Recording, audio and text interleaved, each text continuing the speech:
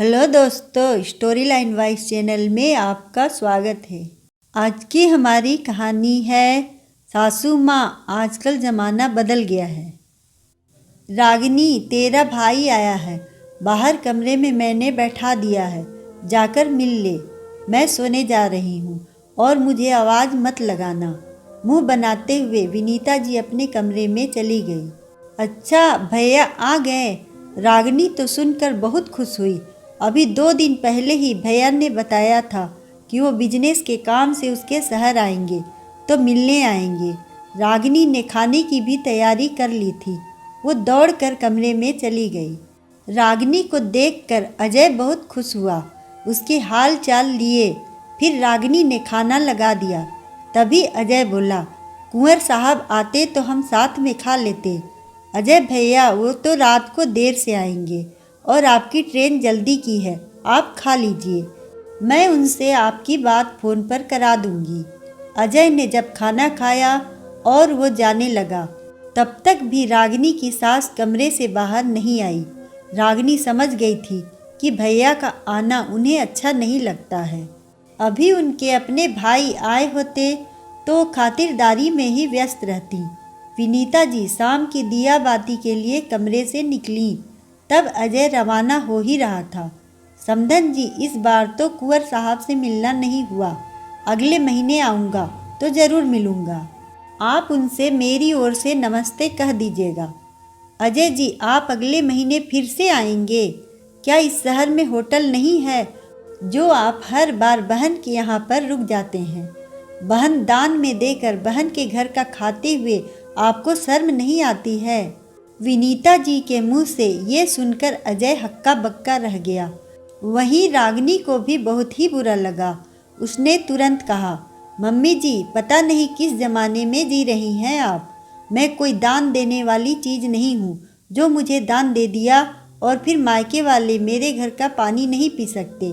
सासू माँ, आजकल ज़माना बदल गया है। ये पहले के ज़माने की सोच थी कि जब बहन बेटी के घर का पानी भी नहीं पीते थे तब लड़कियों को इंसान ही कहाँ समझा जाता था। उनकी कोई मर्जी भी नहीं पूछी जाती थी। मायके वाले ने दान में दे दिया, ससुराल वालों ने रख लिया और फिर अपनी ही बेटी से मिलने के लिए उन्हें लंबा इंतजार करना होता था। आजकल ज़माना बदल गया है। मैं दान में नहीं आई हूँ। वो ज़माना और था जब लड़की वाले आंखें नीची करके गर्दन झुकाए कुछ भी सुन लेते थे। पर अब ज़माना बदल गया है। अब तो सब बराबर हैं। लड़की भी लड़कों से कम नहीं है, तो लड़की वाले भी बराबर का सम्मान पाने के हकदार हैं।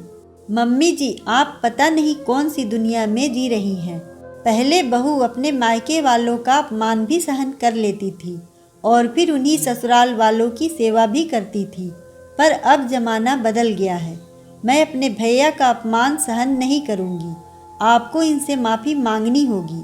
ये सुनकर विनीता जी और भी गुस्सा हो जाती हैं। मेरे घर में खड़ी हुई है और मुझसे ही माफ़ी मंगवाएगी? तुझे अपनी सास की इज्जत की ज़रा भी परवाह नहीं है?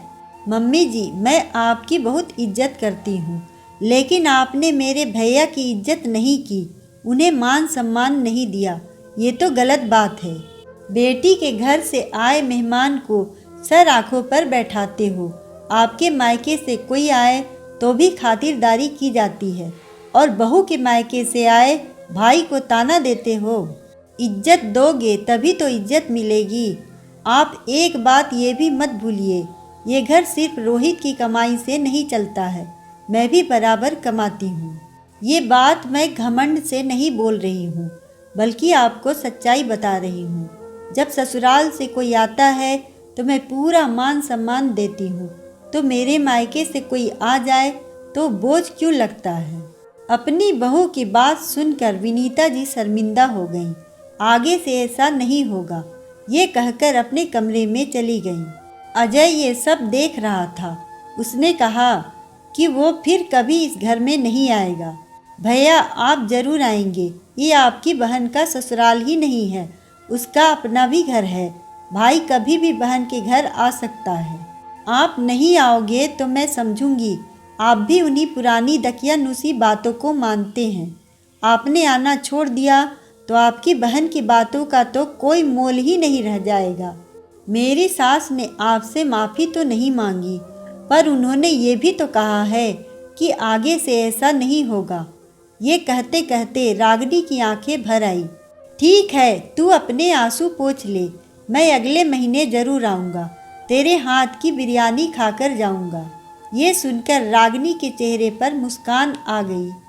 अगर आपको कहानी पसंद आए तो वीडियो को लाइक करें, चैनल को सब्सक्राइब करें और कमेंट में बताएं कि आपको कहानी कैसी लगी। धन्यवाद।